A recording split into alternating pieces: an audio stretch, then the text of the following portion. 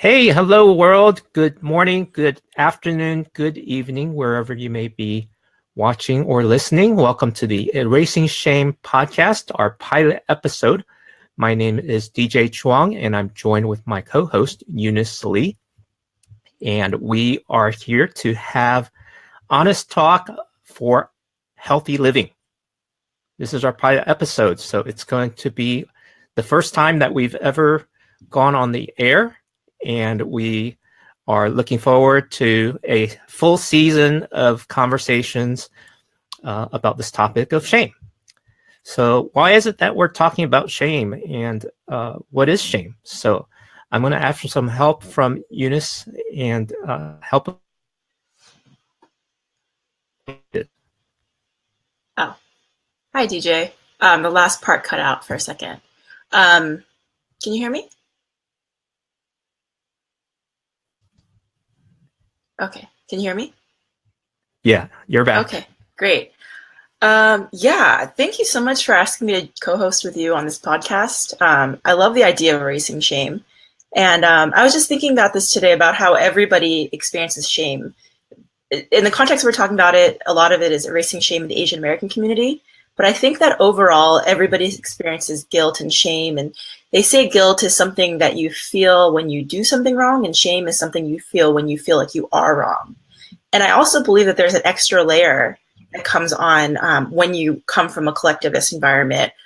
For example, coming from an Asian American family, it's that we also desire to save face for our families and absorb the shame of those around us. So, for example, even when we go back to our countries of origin, and especially for women, our relatives are telling us we need to lose weight and things like that, we don't ever want to say anything back, because if we do, it would shame both of us. So I think shame is a huge issue in the Asian American community. And I think a big part of it is because we desire oneness and harmony. But then in the midst of that, when shame comes into the picture, because shame is kind of the flip side of oneness and harmony, it can be too heavy for us to carry the weight and the burden ourselves. Yeah. DJ, tell me a little bit about why you decided to choose the name Erasing Shame. Hey, I'm glad we're doing a pilot episode, because we're discovering something with the bandwidth. It's on your side, or on my side, that's kind of choppy off. So we'll see how this. If it does, people crisp, will need to find another platform. But the topic's been on my mind and heart for at least 5 years, and it's affected me pretty much all of my life, because I grew up in a traditional Chinese family, and shame was very much a part of how we related to people who are not our family, as well as people in our family. And in Chinese, the term that the literal word they used was losing face.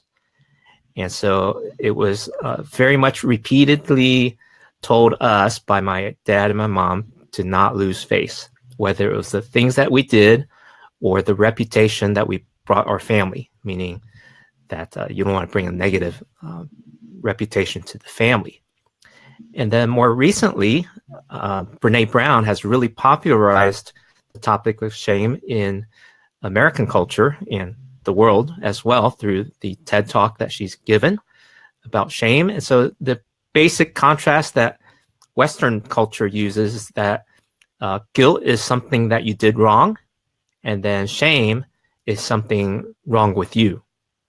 But I think shame is so much more than just that, because it involves a community of people, and it affects us emotionally, relationally, personally, and mentally.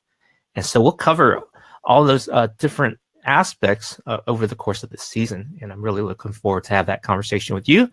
And we'll invite some others from our Facebook community, as well as YouTube, and our listening audience on podcast. Great. Yeah, I just realized as you're talking, I should probably introduce who I am, because you mentioned your background. So I came from a little bit of a different background. I'm from a Korean American family. I'm originally from the East Coast, where there was a large group of Korean Americans and all in one tight-knit community. So this is something that's a topic that's been really close to my heart because I see it so much in our community. And I'm also, vocation-wise, I'm a licensed marriage and family therapist. So I work primarily with Asian American young adults, and it's such a barrier to emotional, relational, and even mental freedom. This idea of shame really keeps us in the dark. Yeah, go a little deeper with that. How does it impact people personally and relationally? Yeah. Well, I think that there's, in order for, it really stunts our emotional exploration, because I noticed with Asian Americans, a lot of times it's really hard for them to name a feeling. And part of the reason that they can't, it's hard for them to name a feeling. I actually always think back to that feelings chart, where they have all the emotions. And I think for the Asian Americans I see, it's really hard for them to pinpoint what they're feeling, except for guilty or frustrated. Yeah, exactly. Yeah, me too. Me too. Yeah, yeah, and I relate to that as well. I think that there's a part of me that never felt like I was allowed to feel those things. The problem is that when we don't allow ourselves to feel those, we can't name those things, we can't feel them. And if we aren't able to name or feel them, we can't have a deeper emotional experience of them. And so we have to go through life without really feeling anything. And it can get in the way of our relationships because it keeps us isolated, and it can get in the way of our mental health because it keeps us from reaching out. And I think that also when we have a lot built inside of us, we start to leak out in every other way. So from denial or anger, self-harm, having no boundaries or isolating ourselves relationally, there's something, I think, something in us emotionally that needs to be let out. And I think shame can prevent us from going through the front door and being able to speak out what's true of us. And it causes us to kind of have symptoms everywhere else. Yeah, as I was preparing for this podcast, I was just thinking about shame and why it's so hard to talk about, because shame grows in silence and darkness. And so I found that to be part of why it was hard to define and to understand. And so I'm hoping that through our conversation, and as we bring in some others who have studied this, can really help us unpack this, and our listeners and viewers will also move towards healthy living in all aspects of their life.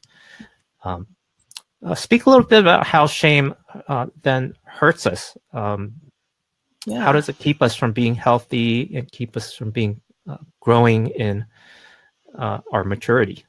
Yeah. Well, I think in order for us to grow, I think that we need a loving and accepting community of people that see us and can reflect us back to us. And I think that in shame culture, I think there's so many good things about Asian American and collectivist cultures where there's a lot of support and there's a lot of love. But sometimes what's the piece that's missing is feeling fully known. Because when we are ashamed, we put out into the world that we're this perfect person. And that's the only thing that we're able to be seen for. And so it really only allows us to be developed emotionally in the parts of us that are good enough. So, I mean, I know for myself growing up, in the tight-knit Korean American community on the East Coast, that there was a lot of awareness of whose child was successful and whose child was not. And it was such a big part of that family's identity that it was really hard to really just kind of move through life. And so I noticed as I got older that even for myself, I felt like I could never move. I could never actually explore or be or make mistakes because I was afraid of shaming my family.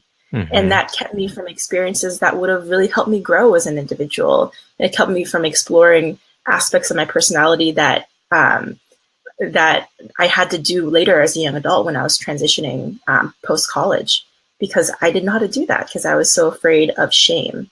So I think that can definitely keep us from real growth. From being healthy.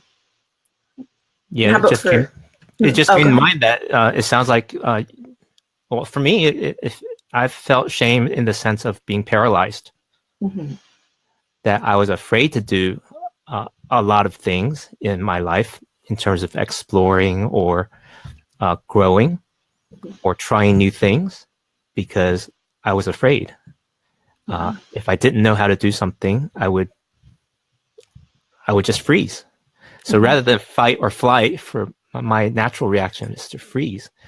And so I grew up in a traditional Chinese family. When I was 8, I was born in Taiwan. And when I was 8, I came to the United States. And one of the stories that my mom has told me is that when I was young, I would be afraid to even go on a swing because it was motion that I didn't know what would happen. So I would freeze. And the other part of it was I was afraid to fail or to fall because failure would just hurt so much, not just emotionally, but this aspect of shame made me feel like, other people were going to say bad things about me. And I couldn't handle that. Totally. And another incident I just remembered as we're talking about this is I didn't learn to swim until I was 35 because I was afraid of the water. And there's other people that are afraid of water, but one aspect of it for me was because of the shame that since I didn't know how to swim, I didn't want to look foolish by trying to learn how to swim. And so I just hid that part of my life. And then one of the other things that I've also heard this past visit with my family, they live in Rockville, Maryland, and we went to a seminar, and they talked about how even valedictorians and people that are very accomplished in high school, when they go to college, they're no longer top of the class. They're just one of many in a competitive environment like a school in the Ivy Leagues like Harvard and Yale. And a number of Asian Americans will do self-harm in the worst of ways because of the shame of no longer being able to hold that position of being the perfect student. And it's just so sad. It's so painful. Yeah, definitely. I think I'm actually curious. What was it like then to learn how to swim for the first time? I went to a shallow pool and I said, okay, I'm just going to hold my breath and see how long I could keep my head underwater. And then if I had any sense of panic or didn't know what to do, I could always stand up. Yeah. That's kind of what we're doing today with the pilot episode, huh? A little bit. Yeah, that's a good analogy. Yes. Yeah. Indeed. Very cool. Yeah. It's so funny even as you're describing kind of growing up, I just had this memory of when I was in elementary school. And it's funny, even the way that my parents taught me to study and taught me in Korea, it's you memorize everything and you're really good and the teachers will like you. I went to a very majority culture school in the suburbs, and like 50% of our grade, I remember in 6th grade, was participation, which is great if you are a rambunctious kid from a middle class majority culture family. But I was just trying to say the right thing all the time, and so as soon as I'd have a thought, it would just I'd just be like, oh no, that's dumb. And then I would raise my hand again, I would put my hand down. And eventually my mom got called into the teachers because they said that I was getting a C in the class for not participating. Wow. And I was like, but this is everything. This is different than what I've been taught at home. You're taught to kind of color in the lines at home, and then you go to school and they teach you to be creative and unique. And it's such a weird clash to come from an Eastern background and then go into majority culture. So. Yeah, and it doesn't just affect our Asian American living as children in school. It carries over into college and into our career and work life. Yeah. The common perception is Asian Americans don't speak up enough and share their ideas or their concerns in the workplace for not wanting to dishonor the boss or the colleague. And so there's a tendency for Asian Americans not to rise in the ranks of corporate leadership. Totally. Yeah. Yeah, and I could see why. I could see why they would be afraid. I think even now as an adult, I feel that before I speak up, that kind of hesitation, and it's so ingrained now. And it's almost like there's the internal shame within the community, and then there is the shame of what will majority culture think of us if we speak up too soon, or if we become, if we stand out too much. So there's also that. That's an interesting comment. Speaking up too soon. So there's a book, I think it's titled Culture Map, and the author was describing that in Western culture, people typically wait no more than 2 seconds before another person feels like they have to speak up to break the silence. Well, in Chinese culture, the timing is 8 seconds. So Chinese people are much more comfortable with silence in a conversation without feeling like, oh, they just got to force the conversation and say something. And they can pause and they can reflect and be deferential and be much more relaxed in their conversation and relationships. That's really interesting. That's such a subconscious thing, I'm sure. And I wonder if they did kind of a map of Asian Americans in America, how many seconds it would be. Because I feel like it would be very confusing between 2 and 8 seconds. So, for those of us that are raised in two cultures, we, I think some people can opt in or out of the different cultures. So there are some Asians that grow up in America that are very Americanized and have nothing to do with their Asian culture.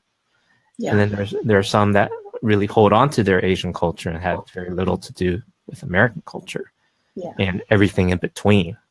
So it's what that means is we cannot treat everyone the same. Whether they're Asian or Latino or African American or even white.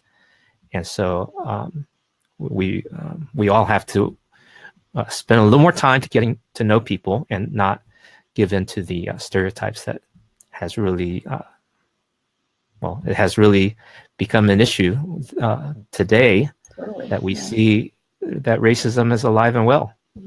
We haven't gotten that far from the 60s as we thought. Yeah, definitely.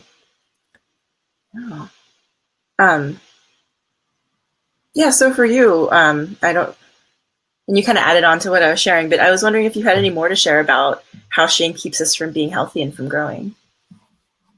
Well, I'll share from my own life. In terms of my childhood, I'm the oldest of 3 boys. So being the oldest son, it was the pride of the family. And I was supposed to be more responsible. And I was supposed to be more of the role model. Now, I confess I wasn't a great role model. I don't think I took care of my brothers as well as I could have or should have because I didn't know what to do. And so I didn't do anything. And then what I did for myself was I kept quiet and I was very obedient. So one of the things my parents could probably say is that we never had to discipline DJ because he was always a good kid. And so I was always a good kid. I was not in touch with my emotions. And so in school, I excelled in math and science and went into engineering when I went to college. And in college, in that environment, I started to feel the emotional part of me a bit more. And it was really hard to process. It took me many years after. I mean, I'm still processing part of it actually, but it wasn't until I was married and into my 30s that I really began to form my emotional understanding, and that I was able to break away from what was my dominant thought of how I lived my life, which was to be fulfill my responsibility, be obedient, and be dutiful. And so I, in my career choices and the way I went about life, the way I went about my hobbies and my school and my work and even my marriage, was to try to do the right thing all the time. And eventually that led me to an identity crisis. And I hit I hit my emotional bottom, and I had to deal with it. And so it's been a growth process since. And I'm very grateful that I feel healthier than I've ever been. Yeah. In hindsight. And for those of you that are curious, I'm 51 years old now. So it's taken that long to get to a point where I feel healthier and healthier each year. So I'm very grateful for how that's gone. Yeah, great. Yeah, I feel like you shared kind of as the first child, that pressure of having to take care of everyone, to be obedient, and to kind of even succumbing to that pressure. And I think I see that a lot in first children. I'm not a first child, so I can't. I can only relate to part of it. I'm the youngest child, so there are different things coming up for me. But youngest of how many? Just two. So I have an older sister. Okay. She was definitely, she definitely was the more obedient, less stubborn one of the two of us. But even though my experience was different, because I was the younger one, and I was a little bit rebellious, and I was a little bit more outspoken. I didn't really fit in with the community that we were raised in, the Korean community. But I think that it still felt like there was shame clouding us, because it felt like because I always felt in the wrong. I don't know if that makes sense, but I was never, even as you describe your experience, like, I was never the obedient child. I was never the good one. I had to be disciplined for sure. But I think it's that feeling, that shame of, okay, something is wrong with me. And those messages that get thrown into our head over and over again, they can become really toxic. And I think that definitely impacts our mental health. And even as we're talking, and so I'm a new mom. And congratulations! Thanks. Yeah. And my son is 8 months old. And one thing that another mom told me a long time ago, she said, I just want to make sure that people don't think of my child as just good, because I want them to be unique and seen not just for being well behaved, but in their fullness. And I just keep that with me when I'm with my child, to think I don't just want him to feel acceptable when he's good. I want him to feel loved when he's good, and when he's bad, and when he's acting out, and when he has big emotions. Because I think that's something that, across the board, I think Asian American parents, especially first generation or immigrant parents, have a hard time doing when they're trying to do so much. They're trying to do so much else for their kids. They're trying to sacrifice so much else that piece, that attunement piece, kind of gets left behind. Yeah. And I don't think it's just the immigrant story for us as Asians in America. The immigrant story is very much one of survival, yes. But even in Asian culture in Asia, where it's not just about survival, this part of their humanity doesn't seem to be developed in this particular way. So I'm not sure what's going on there, but this aspect of psychology and emotional health seems to be much more developed in some ways in Western culture than Eastern culture. So maybe that's something we can explore down the road. Definitely. So you've taken study into that world of psychology, and you're really committing a big part of your time and energy into finding a solution for this. So tell us how this conversation about shame can be helpful to people. Yeah. Well, I think that kind of the phraseology I was thinking when we're talking about this is how, like, we want to erase shame, but we have to replace it with something, right? So it's erasing and replacing. Because if we just take out shame, then, I've seen people with their backlash to be shameless, or to be like overly dependent on people, or to be overly vulnerable, almost inappropriately so, because they just don't know what else to do with it. So I think the first step of erasing shame is addressing it and having conversations around it. And it's kind of like mold, or things like that, where it grows in the dark, but when you open it up to sunlight, it'll actually disappear. I think that's how mold works. But so I think that so for me, growing up, feeling these several layers of shame throughout my life, what was really helpful was being a part of an organization in college where we talked about emotional health in the lens of Asian American culture, in terms of leadership, in terms of faith, and how we all had our stories, right? Of pride and of shame and of honor and all these things. And I remember one of the leaders sharing about her experience growing up in a family that was very performance oriented and really pushed them to just behave and to work hard and to get into good schools.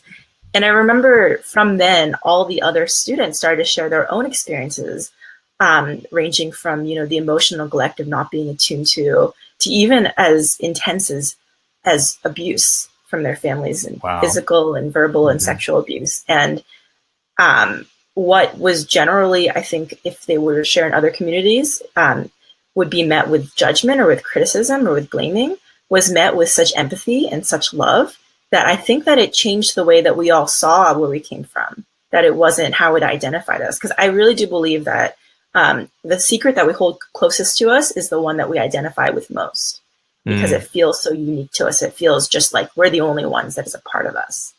And from there, I saw that people started thriving in their lives because they were renaming and redefining these early childhood experiences to know that they were loved and they were worthy and they were good enough and it wasn't their fault.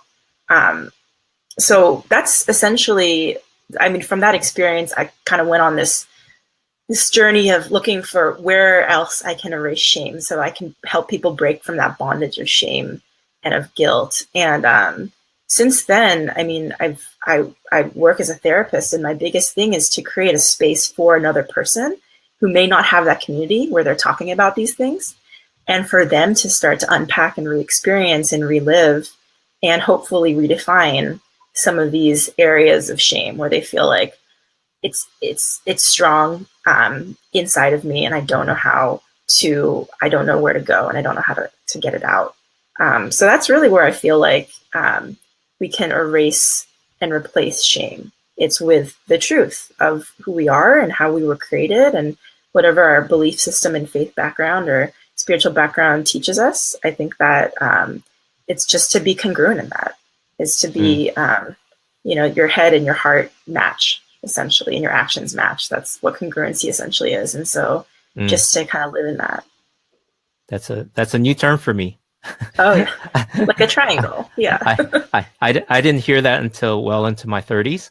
So we'll definitely spend some time unpacking the really rich things that you described about how we can move towards healthy living and erase shame and replace it with good things in our lives.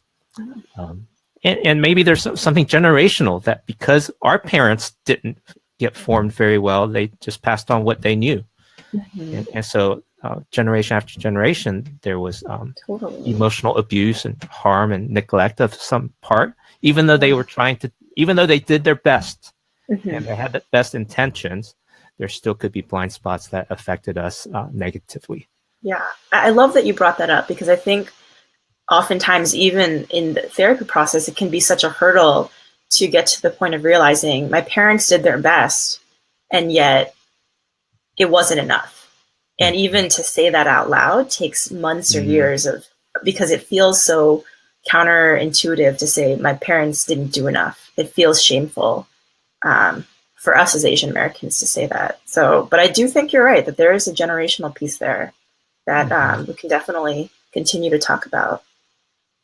Well, I grew up in a small town with my Chinese family, and so I didn't know what it was like to live in a larger Asian cultural context. Yeah. And so it was very surprising and shocking to me what it's like to now live in California when I grew up in this tiny little town in Virginia. Yeah. And one of the things in Asian culture that I just didn't pick up was, like, when you go visit another Chinese family, you're supposed to bring a gift. And I went empty-handed a couple of times, and it brought shame in the back talk.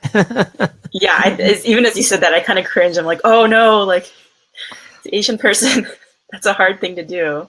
Yeah. Yeah. So in that Asian cultural context, to say or to think that your parents didn't do enough for you, with somehow that be processed where you do love your parents, you do honor them, they did do their best, but there's still something I'm missing. Yeah. So if I can personalize it, that can keep the honor there, but also help me to move and help the person to move towards health. Yeah. Definitely. Well, great. This will be a rich conversation. I think it will be life-giving, not just for me, but I'm hoping that it will be life-giving to our listeners and viewers. And I really want to invite your questions and your comments here on Facebook, as well as on YouTube and on our Facebook or on website that will be built out over the weeks ahead at erasingshame.com. Please subscribe there for those of you that have a podcast app, or like our Facebook page. And then eventually we'll get to a place where you can add a review, because this is just a pilot episode. But even if you're really looking forward to this, and we want to provide a safe place where you can hear about what goes on into the lives of everyday people like yourself, and not feel like you're alone, that there's help and there's hope for living a healthy life. Thank you, Eunice, for being with me on this journey of erasing shame. Yeah, thank you, DJ, for inviting me. Appreciate it. We'll talk to you again next week. Okay. Bye. All right. Bye-bye.